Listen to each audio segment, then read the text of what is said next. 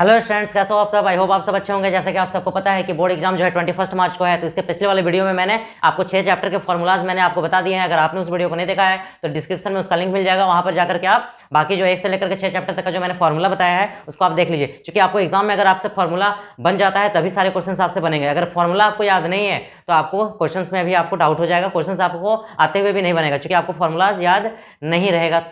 तो आपको फॉर्मूला को अच्छे से कंसेप्ट के साथ में आपको याद कर लेना है। तो आज मैं आपको चैप्टर 7 से लेकर के चैप्टर 15 तक का जो फॉर्मूला है वो मैं आपको इस वीडियो में बताऊंगा। तो चैनल पे अगर आप नए हैं तो चैनल को सब्सक्राइब भी जरूर कर लीजिएगा और बेल आइकन को भी प्रेस कर लीजिएगा। तो चलिए हम लोग स्टार्ट करते हैं कोऑर्डिनेट ज्योमेट्री का फॉर्मूला।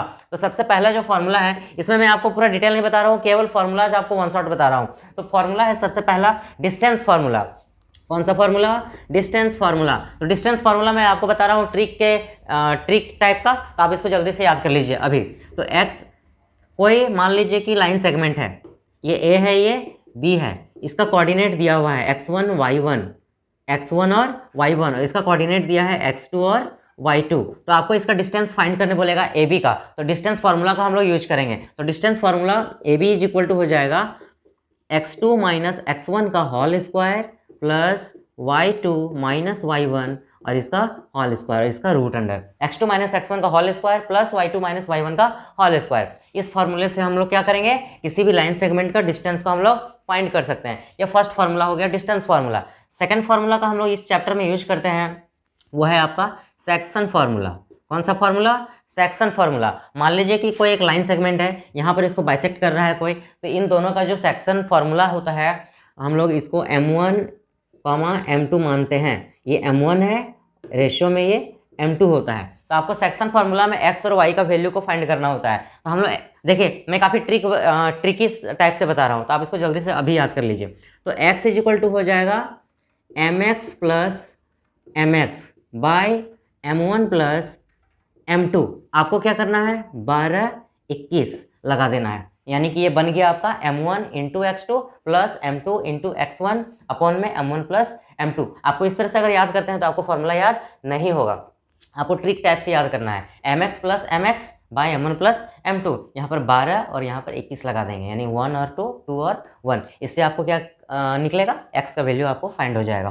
फिर y इज इक्वल टू हो जाएगा माई प्लस माई और अपॉन में m1 प्लस m2, यहाँ पर भी लगा देंगे 12 21, यानी m1 into y2 plus m2 into y1 upon में m1 प्लस m2। तो इस तरह से हम लोग सेक्शन फार्मूला का यूज करके हम लोग x और y फाइंड करते हैं। इसके बाद हम लोग आते हैं midpoint formula. Midpoint formula, midpoint formula, इसमें x इज इक्वल टू हो जाएगा x1 प्लस x2 बाई 2 और y is equal to y1 plus y2 by 2। ये ओके। तो मिड पॉइंट का फॉर्मूला, किसी भी पॉइंट का मिड पॉइंट अगर आपको निकालना है तो इस फॉर्मूला का यूज करेंगे। और सेक्शन फार्मूला का m1 into x2 plus m2 into x1, मतलब कि mx प्लस mx 12 21 लगा देना है, और इसमें माई प्लस माई 12 21 लगा देना है, नीचे में m1 प्लस m2 हो जाएगा। और सेक्शन फार्मूला आपको x2 माइनस x1 का whole square plus y2 minus y1 का होल स्क्वायर। इतना फार्मूला से आपको याद रखना है, सारे चैप्टर के क्वेश्चन जो है आपसे बन जाएंगे। आपको जो है अकॉर्डिंग टू एनसीईआरटी आपको एक्सरसाइज 7.3 नहीं पढ़ना है। उसके बाद हम लोग आते हैं ट्रिगोनोमेट्री में।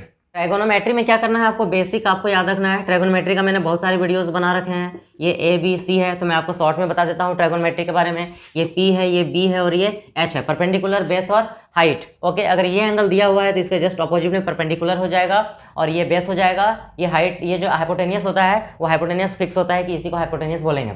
अगर मान लीजिए कि ये एंगल अगर गिवन है आपको तो इसके जस्ट ऑपोजिट में ये परपेंडिकुलर हो जाएगा और ये बेस हो जाएगा और ये हाइट हो जाएगा। ये कंसेप्ट आपको याद रखना है। सेकंड चीज आपको याद रखना है, एक मैं ट्रिक बता देता हूँ। उस ट्रिक से आपको जो 6 आपका टी रेशियो है, ट्राइगोनोमेट्रिक रेशियो, ये ट्राइगोनोमेट्रिक रेशियो आपको याद रहेगा एक ट्रिक से।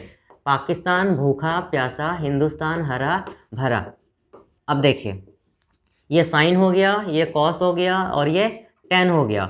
साइन का कॉसेक होता है रिवर्स, कॉस का सेक होता है और टेन का कॉट होता है। Means sine theta is equal to P by H, cos theta is equal to B by H, tan theta is equal to P by B, cosec theta is equal to H by P, ये reverse हो जाएगा। Sec theta is equal to H by B और cot theta is equal to B by P. ये आपको 6 formula याद रखना है, 1 2 3 4 5 6, ये याद रखना है आपको। उसके बाद इसमें और क्या रखना है आपको याद, एक P होता है, एक B होता है और एक H होता है। ये माइनस में होता है, ये माइनस में होता है और ये प्लस में होता है। बस इस तरह से आपको याद रखना है। मैं आपको ट्रिकी टाइप से बता रहा हूँ, शॉर्ट में रिवीजन करवा रहा हूँ आपको फॉर्मूला का। तो देखिए, अगर आपको h निकालना रहेगा तो P square plus B square लेंगे, इसमें रूट लगा देना है, यहाँ से स्क्वायर हटेगा तो रूट लग जाएगा। ये फॉर्मूला एक आपको याद रखना है।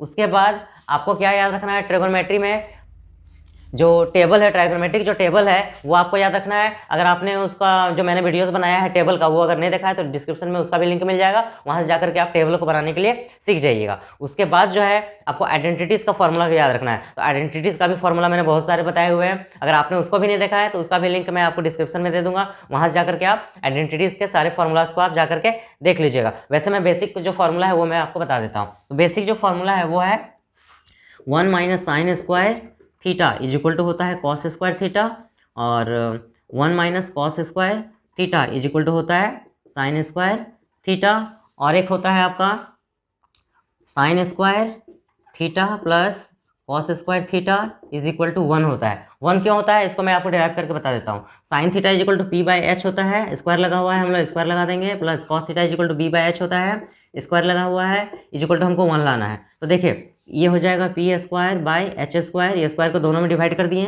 प्लस ये हो जाएगा बी स्क्वायर अपॉन में एच स्क्वायर। अगर हम दोनों का एलसीएम लेते हैं तो आ जाएगा एच स्क्वायर, और इधर बचेगा P square plus B square. तो P square plus B square is equal to होता है एच स्क्वायर, और अपॉन में एच स्क्वायर, ये दोनों कट के 1 आ जाएगा, ये होता है 1। ओके, तो ये आपको याद रखना है। और कुछ जो है वो आपका आइडेंटिटीज का फॉर्मूला है, वो आइडेंटिटीज के फॉर्मूला को आपको याद रखना है, उसको भी मैं आपको बता देता हूँ। फर्स्ट फॉर्मूला होता है वो होता है sine theta is equal to 1 by cosec theta, और cosec theta is equal to होता है 1 अपॉन में sine theta, cos theta is equal to 1 by sec theta, और sec theta is equal to 1 by cos theta, और एक होता है tan theta, tan theta is equal to 1 by cot theta, और cot theta is equal to 1 by tan theta. But इसमें एक condition और है, एक और है, आपको मैं यहाँ पर बता देता हूँ। देखिए इसी का tan theta is equal to sine theta upon में कॉस थीटा होता है, और कॉट थीटा इसी का रिवर्स हो जाएगा, कॉस थीटा अपॉन में साइन थीटा होता है। तो इतना सारा फॉर्मूला जो है आपको याद रखना है ट्रिगोनोमेट्री के लिए। पूरा ट्रिगोनोमेट्री जो है आपका कंप्लीट हो जाएगा। ट्रिगोनोमेट्री का बहुत सारे वीडियोस मैंने बता दिए, बनाए हुए हैं, अगर आपने नहीं देखा है तो डिस्क्रिप्शन में उसका लिंक मिल जाएगा, सारे ट्रिगोनोमेट्री के वीडियोस को आप देख सकते हो। चलिए अब हम लोग आते हैं चैप्टर नंबर 9 में। ये चैप्टर 9 है हाइट एंड डिस्टेंस। इसमें आपको कोई फॉर्मूला नहीं है, बस आपको जो ट्रिगोनोमेट्री का जो मैंने आपको बेसिक बताया, आपका sine theta is equal to P by H, cos theta is equal to B by H, और tan theta is equal to P by B, बस इस फॉर्मूले का आपको याद रखना है। और जो टेबल है आपका साइन थीटा, कॉस थीटा और टेन थीटा, और उसका जो डिग्री है आपका 30 डिग्री, 45 डिग्री और 60 डिग्री, ये 3 वैल्यू आपको याद रखना है। ओके, आपका हाइट एंड डिस्टेंस में ऐसा कुछ फॉर्मूला है नहीं, इसमें बस एक कंसेप्ट पे सारा फॉर्मूला बन जाता है। इसमें देखिए, इसमें जो है बस आपको ये चीज़ याद रखना है कि नीचे में जो एंगल बनता है उसको बोलते हैं एंगल ऑफ एलिवेशन, और ऊपर में जो एंगल बनेगा उसको बोलते हैं एंगल ऑफ डिप्रेशन। ये दो चीज़ आपको याद रखना है। और ये स्ट्रेट लाइन है, और यहाँ पर मान लीजिए कोई टावर है, तो टावर का जो शैडो बनता है उसका डिस्टेंस आपको देख करके सारे क्वेश्चंस को बनाने हैं। तो इसमें कुछ ज़्यादा ऐसा कंसेप्ट है नहीं, मैं जब इसका वन शॉट वीडियोस बनाऊंगा उस टाइम पे सारे क्वेश्चंस जो है वो मैं आपको बताऊंगा, और कंसेप्ट भी मैं आपको बता करके सारे क्वेश्चंस को मैं सॉल्व करूंगा, और आपका भी प्रैक्टिस हो जाएगा। ये हो गया। उसके बाद जो है चैप्टर नंबर 10 है सर्कल्स। सर्कल्स में भी आपको कुछ नहीं करना है, कुछ बेसिक कंसेप्ट है उसको आपको याद रखना है। इसको हम लोग सेंटर बोलते हैं, जो टच करके एक ही सेंटर पे क्रॉस करते हुए अगर एक लाइन सेगमेंट अगर सर्कल को क्रॉस करते हुए जाएगा मात्र एक पॉइंट पे, केवल एक पॉइंट पे, यानी टच करते हुए जाएगा, इसको हम लोग टेंजेंट बोलते हैं। क्या कहेंगे? टेंजेंट। अगर 2 पॉइंट पे इंटरसेक्ट करते हुए जाएगा तो इसको हम लोग सिकेंट बोलेंगे। सिकेंट। सेंटर से होते हुए इसको हम लोग रेडियस बोलते हैं, और एक किनारे से दूसरे किनारे, बट वो जो है सेंटर से होते हुए क्रॉस करेगा तो इसको हम लोग क्या कहते हैं? डायमीटर बोलते हैं। इसको हम लोग क्या बोलेंगे?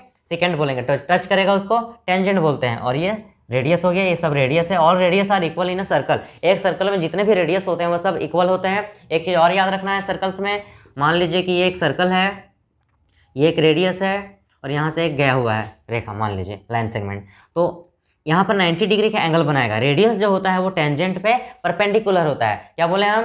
रेडियस जो होता है ये क्या है? टेंजेंट है, ये रेडियस है। तो रेडियस जो होता है वो टेंजेंट पे परपेंडिकुलर होता है। कोई भी रेडियस जो होता है वो ये परपेंडिकुलर होता है किसी भी टेंजेंट पे, तो ये यहाँ पर 90 डिग्री बनाएगा। ओके, ये कंसेप्ट आपको याद रखना है। बाकी एक दो कंसेप्ट और है जो कि मैं आपको सर्कल में बताऊंगा। ये सर्कल हो गया। चैप्टर नंबर 11 कंस्ट्रक्शन आपको नहीं पढ़ना है। 12 चैप्टर जो है एरिया रिलेटेड टू सर्कल्स, उसमें 2 फार्मूलाज है आपको याद रखना है। एक एरिया ऑफ सेक्टर याद रखना है, जो होता है एरिया ऑफ सेक्टर, आपको थीटा को एंगल को हम लोग थीटा से डिनोट करते हैं, ये याद रखना है। और एक चीज़ आपको याद रखना है, area of sector theta by 360 degree into pi R square, एक ये फॉर्मूला याद रखना है। लेंथ ऑफ आर्क का फॉर्मूला याद रखना है, थीटा बाई 360 डिग्री इंटू में 2 पाई आर याद रखना है। एक याद रखना है 2 pi R circumference of circle, और एक याद रखना है area of circle pi R square, ये याद रखना है। ओके, इतना सारा फॉर्मूला आपको याद रखना है एरिया रिलेटेड टू सर्कल्स के लिए। और सरफेस एरिया एंड वॉल्यूम में भी बहुत सारे क्वेश्चंस के फॉर्मूलेज हैं जो आपने 9th क्लास में भी पढ़ा होगा, स्फीयर का, सिलेंडर का, और कोन का, क्यूबॉइड का। तो ये मैं जब आपको चैप्टर जब बताऊंगा उस टाइम पे सारे फॉर्मूलाज मैं आपको बताऊंगा। उसके बाद प्रोबेबिलिटी में भी ज़्यादा फॉर्मूलाज है नहीं।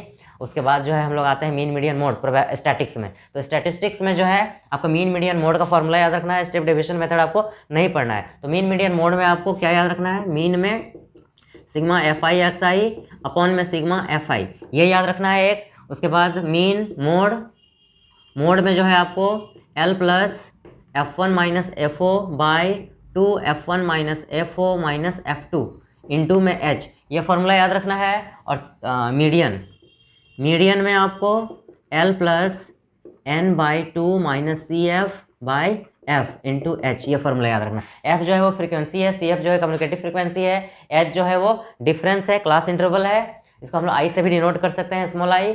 L जो है वो क्लास इंटरवल का जो लोअर लिमिट होता है, ये होता है लोअर लिमिट होता है ये। तो ये आपको याद रखना है। सिग्मा का मतलब समेशन होता है, मतलब सबका सम। ओके, और ये XI जो है वो मिड वैल्यू होता है, F जो होता है वो फ्रीक्वेंसी होता है, ये आपको याद रखना है पूरा।